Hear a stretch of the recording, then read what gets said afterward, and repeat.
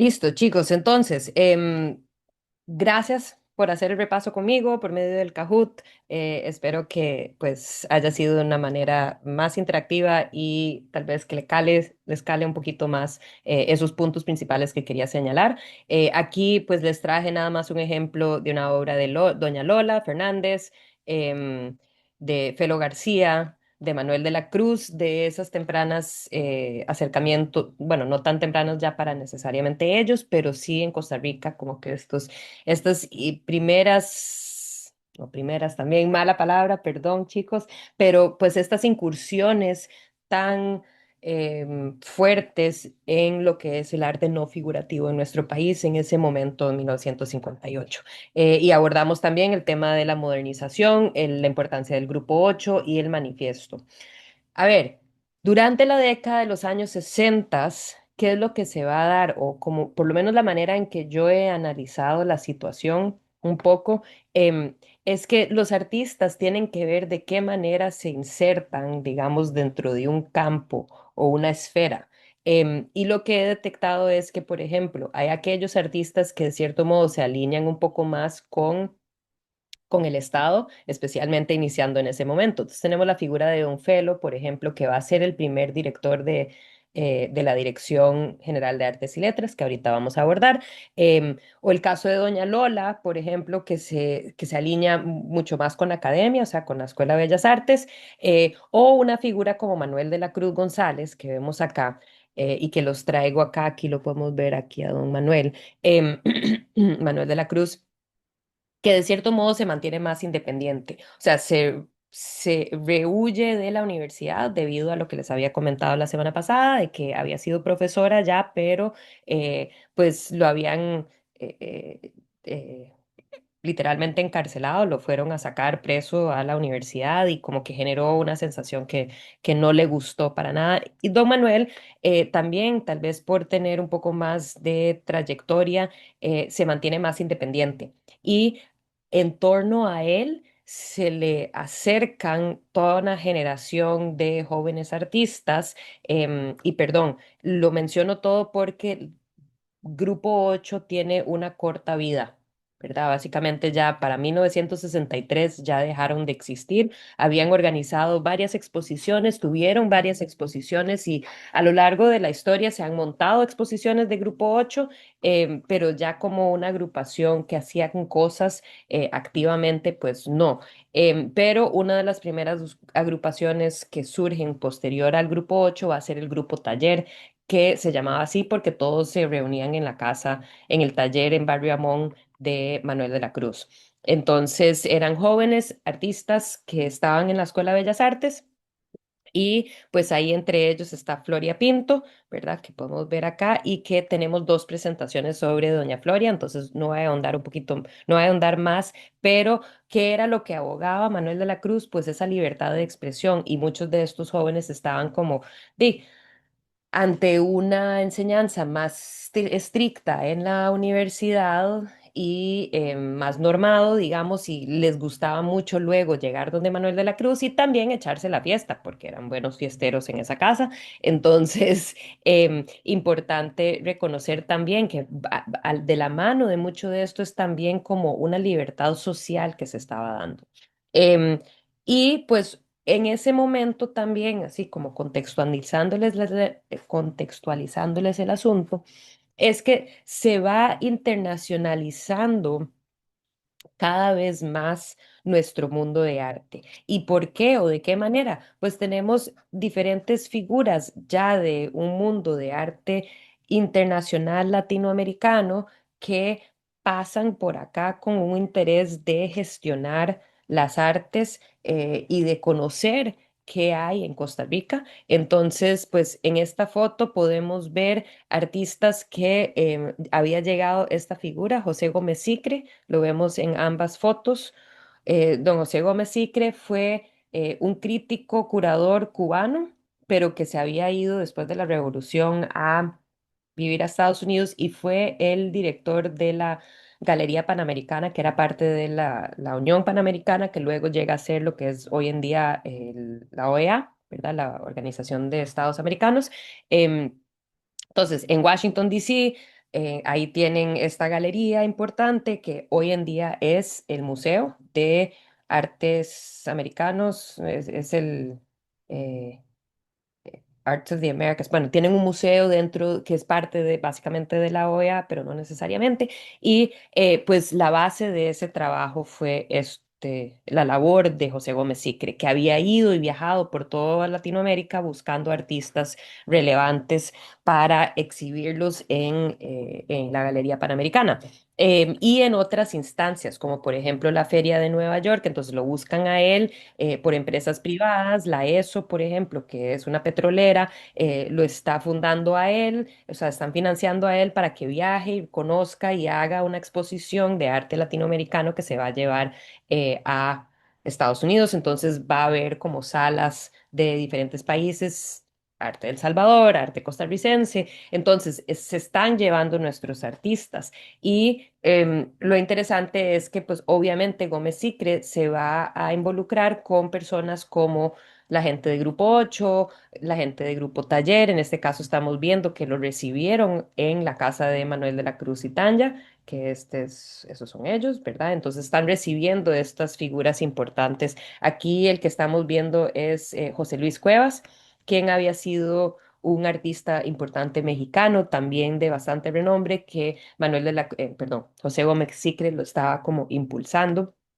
Y con esto nada más quería abordar rápidamente antes de ceder a una de las primeras presentaciones, abordar un poquito la figuración dentro de este periodo, porque bueno, he hecho mucho énfasis dentro de la segunda vanguardia en el arte no figurativo, en este arte súper abstracto, pero lo que vamos a ver es que surge pues básicamente de forma paralela con todo el interés en que va desarrollando dentro del arte moderno y esta sensación que lo moderno es lo abstracto, especialmente ese abstracto geométrico, ¿verdad? Y que vamos hacia esa dirección, que el mundo de arte va a esa dirección, pues por otro lado va a haber como un giro o como un empuje, como un reforzamiento del uso de la figura, pero en este periodo lo que vamos a empezar a ver es lo que se conoce como la neofiguración, que es utilizar la figura, pero ya la figura no está ahí para representar a alguien,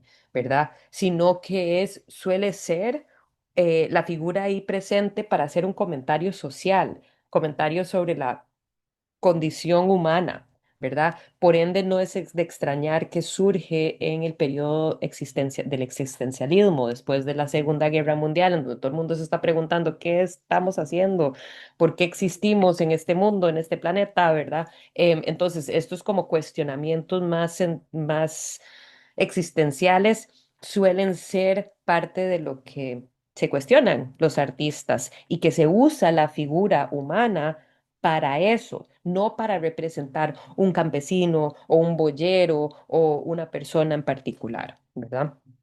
Entonces, un caso interesante dentro de esto, aquí pueden ver, perdón, esta es la obra de José Luis Cuevas, el artista que les acabo de señalar, que pasa por Costa Rica, y pueden ver, pues, ejemplo, él es como el ejemplo por excelencia de la neofiguración latinoamericana, ¿verdad? Y vamos a ver que así por casualidad un artista costarricense, Carlos Poveda, estaba creando algo muy parecido sin tener ningún conocimiento de José Luis Cuevas, ni siquiera del, em, de, pues, el mundo de arte en general. ¿Cuál es la historia de Carlos Poveda? Es súper interesante y súper importante. Sigue siendo un artista contemporáneo de relevancia, pero ya obviamente mucho mayor. Reside desde hace, pues, básicamente toda la vida. Ahorita les comento que salió del país y sigue viviendo hasta el momento en Francia, pero vuelve a cada rato y tiene exposiciones acá. Em, ¿Cuál es la historia de Carlos Poveda? Fue un joven, una persona joven, básicamente humilde, siempre le había gustado dibujar y estaba contratado como ilustrador y ahorita no me acuerdo cuál era la empresa, pero imagínense algo así como hacer manuales para técnicos, una cuestión así, porque era buen dibujante. ¿Verdad? Pero no tenía ningún acercamiento a como mundo de arte. Él, en su tiempo privado, digamos, cuando llegaba a casa, hacía estos dibujos. Y un día, pues ahí transitando por San José, pasa por las arcadas, donde el grupo 8 había montado su primera exposición al aire libre. Y entonces se queda fascinado Carlos Poveda porque nunca había visto este tipo de arte. Y entonces los del grupo 8 se quedan viendo a Carlos Poveda y dicen, pucha, es que este muchacho está como muy interesado, porque por lo general la gente pasaba por la exposición al aire libre en las arcadas y se burlaban de las cosas o no las entendían o decían, ¿eso qué es? ¿Verdad? Es como un montón de chorros en pintura, es una cosa espantosa, ¿verdad? Creo que les había comentado el que me encontré en un periódico que decía que parece como cuando uno está borracho en las fiestas de Zapote. em, entonces eran las críticas que se estaba recibiendo. Y mientras tanto está este joven que estaba así como que fascinado con lo que estaba viendo. Entonces le preguntan, se acercan a él y le dicen, hey, sí, que es la vara, ¿verdad? Y él todo emocionado dice que él pinta también y él hace cosas también. Entonces lo invitan a que venga al día siguiente con su portafolio. Y cuando llega, deja el portafolio ahí, o sea, viene con el portafolio, se lo deja ahí con ellos. Ellos tenían una oficina y los llaman, lo mandan a llamar. Y cuando lo llaman, pues justamente lo reciben pues los miembros del grupo 8 pero también con esta figura súper famosa, Gómez Sicre, ¿verdad? Y entonces Gómez Sicre queda enamorada de la obra de Carlos Poveda y básicamente se lo lleva. Se lleva la obra y se lleva a Carlos Poveda. Carlos Poveda va, vive en la casa de Gómez Sicre como un año, algo así, abajo, le consiguen un trabajo diplomático o algo así, y pues eso catapulta y lo lanza al mundo. De arte internacional. Entonces, bueno, una historia bonita, ¿verdad? En relación a eso, pero pues lo que principalmente me interesaba señalar era cómo esta es una vertiente artística que se está dando en este momento, en esta década de los años 60 y que nosotros estamos básicamente alineados con eso. Quería enseñarles nada más algunos ejemplos de arte neofigurativo de los artistas que hemos estado viendo, Lola Fernández. Esto creo que salió en una de las presentaciones la semana pasada de la experiencia que tuvo ella cuando fue a la India, que fue muy impactante ver toda la pobreza. Pero hay otras que a mí me encantan, como esta, El Bobo del Pueblo. Ojo, las dimensiones, o sea, es un cuadro grande, y que me encanta porque siento que integra las dos cosas que ella está trabajando, tanto un lado que es completamente abstracto, ¿verdad? Pero con esta figura integrada, el Bobo del Pueblo, ¿verdad? Em, Hay otras que son sumamente grandes, súper chivas, otras que se sienten un poco más críticas específicas, desde la serie de los prestamistas.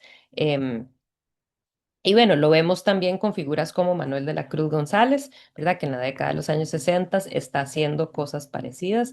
Hay toda una serie de obras, otros, hay muchos artistas que están trabajando de esta manera, y pues Manuel de la Cruz va a tener muchas diferentes obras que podría haber traído, pero bueno, les quería traer nada más algunos ejemplos.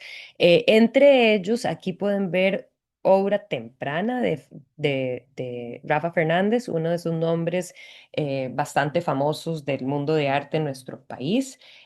Pero este es como del periodo del taller, o sea, del grupo taller, que iban donde Manuel de la Cruz. Rafa Fernández fue parte del grupo taller y vemos cómo pues los artistas están explorando cosas que uno jamás se pudiera haber imaginado pues un par de décadas antes dentro de la generación de la nueva sensibilidad o generación nacionalista o de los 30 o etcétera.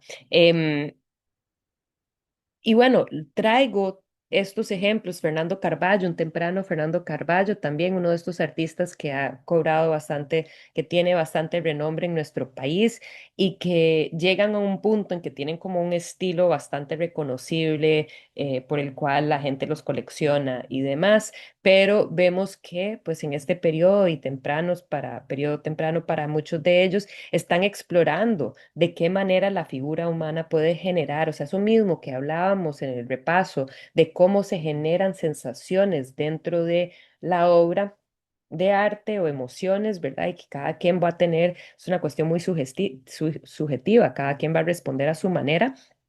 em, y cómo vemos que estos artistas están explorando eso mismo, pero a través de la figura humana. ¿verdad? Entonces, claramente utilizando el color, claramente utilizando también una expresividad en la forma de, pues, el trazo, de aplicar los colores, las pinceladas, los contornos, o sea, todos esos elementos formales, así como habían, no voy a decir descubierto, pero integrado los artistas no figurativos, abstracto líricos, pues ellos van a aplicar eso dentro de su obra, pero generando igual esas emociones donde no hay una lectura específica de fondo, no hay algo ahí que tenemos que entender de esta situación, no hay que comprender, bueno, ¿qué le pasó a esta mujer? ¿Por qué tiene esta cosa aquí? O sea, eso no es una de las cosas que nos tiene que estar preocupando, porque, pucha, si no entiendo esa joroba que tiene en la espalda, entonces no voy a entender el cuadro. O si no entiendo cómo es que están conectados estas figuras, pero ¿qué está haciendo? Está haciendo como algún tipo de gimnasia, ¿verdad? No, no, no hay que responder esas preguntas porque no importa si están haciendo gimnasia o si esta es una figura que surge de un grito que pega al cielo este que está hincado. Cada quien lo va a percibir a su manera, ¿verdad? Entonces, eso es sumamente importante reconocer y también dentro de este periodo de los 60, otro aspecto que me interesa mucho señalar es que esta libertad que están buscando los artistas, por el cual habían abogado a inicios de la década de los 60, el Grupo 8, pues también tiene mucho que ver con la libertad en relación a los materiales y en cómo y qué puede ser una obra de arte. Uno de los artistas, las artistas relevantes para considerar en torno a esto es Zulay, doña Zulay Soto, que pues doña Zulay hasta la fecha sigue viva, sigue súper activa y productiva, pasa siempre recolectando chatarra, cosas de la calle, ¿verdad? Y siempre los tiene y los tiene ahí guardados, el montón de chunches y después se pone a crear y entonces agarra y produce a partir de eso. Esa es una práctica que ella ya lo tiene súper montado, eso es un tipo de arte conocido como arte matérico. ¿Verdad? Es como el nombre que se le ha puesto, pero que en el momento para ella era muy complicado. Ella era estudiante de artes plásticas, todavía creo que se llamaba Bellas Artes, y ella se suponía que su especialidad era escultura, pero le decían, pero de, como que, o, sí, pero eso no es ni escultura, ni es pintura, entonces le dieron como mucho palo, lo mismo que habíamos hablado la semana pasada en relación a quién era, ¿quién me acuerda? ¿Cuál era la artista, mujer artista que, Leda Astorga? Lea Astorga, pues igual lo mismo le había pasado a doña Zulay en que le dijeron, bueno, que ese no puede ser un proyecto final para escultura, porque esta y muchas otras que había creado este tipo de arte matérico, ¿verdad? Pero, ¿qué es el punto? Están, pues, no solo abogando por mayor libertad, pero están poniendo en práctica mayor libertad los artistas en este periodo, ¿verdad? Debería de haber quitado esto para que puedan ver bien la obra. Y bueno, no es de extrañar la temática que aquí está trabajando la artista, se llama el guerrillero. Y claro, hay que tener presente que aunque Costa Rica no estaba pasando por ningún proceso bélico en ese momento, y por dicha desde ese momento, desde la guerra civil no hemos tenido, vamos a ver qué pasa, cada vez es más preocupante, pero en este caso lo que vemos es un artista que está considerando el contexto latinoamericano, ¿verdad? Una artista que está muy interesada en los movimientos alrededor del planeta, pero en particular en Latinoamérica, ¿verdad? Y hay muchos movimientos de izquierda o muchos movimientos de lucha que se estaban dando en contra de oligarcas, conservadores, dictadores, etcétera, ¿verdad? Entonces, que se esté abordando este tema no es de extrañar, aunque no se esté dando en nuestro contexto, porque estos artistas, Doña Zulay, ¿verdad? Es gente como de algunos de ellos tirando a hippies, especialmente Doña Zulayra. Ella fue una de las principales gestoras, por los que no conocen, de la música rock en Costa Rica. Es una figura súper interesante, Doña Zulay. Por dicha, tengo un grupo de estudiantes de Historia del Arte que están redactando, que están trabajando ahora un proyecto final de graduación sobre ella, porque es súper interesante. O sea, en el mismo momento está gestionando el mundo rock, de nuestro país en la década de los 70 y la nombran directora del Museo del Jade. Y fue la directora del Museo de Jade, hizo el museo, o sea, creó el Museo de Jade em, y estuvo ahí por 30 años, o sea, desde los 70 hasta los 2000. em, pero a la vez también es artista, produciendo, es una figura increíble. Pero bueno, em, bueno, último ejemplo que les quería enseñar, Juan Luis Rodríguez Ibaja, la familia Cosquillitas, que hacía referencia específicamente a como los recuerdos de él, de su infancia dentro de una familia y como que ciertas dificultades de el patriarcado y demás, ¿verdad? Un par de cositas, no, lo voy a dejar allá porque ya hemos llegado a una hora, y creo que me gustaría, em, antes, considerando que no empezamos siempre justo a tiempo, vamos a seguir adelante con una de las presentaciones para irla sacando, porfa. Entonces, em, a ver, ya les digo, aquí tengo mi...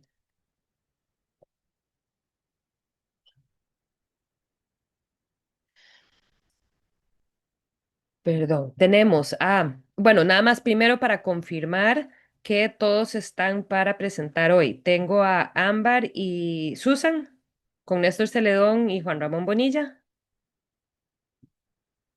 Sí, profe, nosotros tenemos un video. Ok, perfecto. Y luego tengo a Ana Macís y Cristi, Floria Pinto, Correcto, profe. súper. Y luego tengo a Arelis, Ari y John. Que ahorita no me acuerdo cuáles eran, era Juan Ramón Bonilla y no es Juan Manuel Sánchez. ¿Con quién iban a trabajar? Recordame. Juan Ramón Jorge. Bonilla, bueno, hola, profe. Sí, Olga. Ajá, Ujú. Y también tenemos un video. ok. Espérese para aquí cambiar.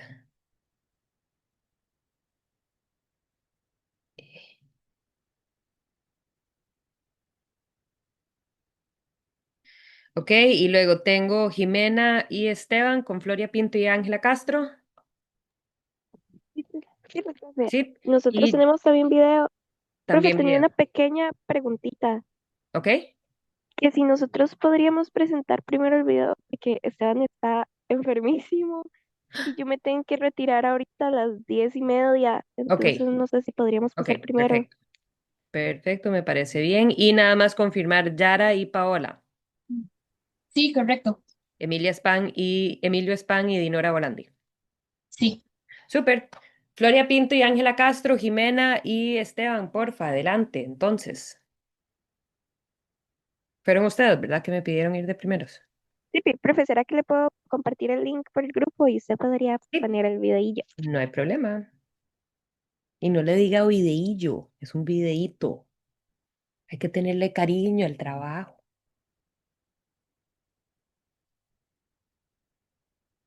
Es cierto, profe.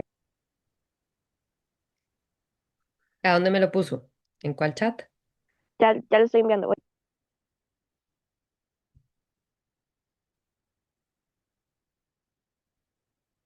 que voy a hacer es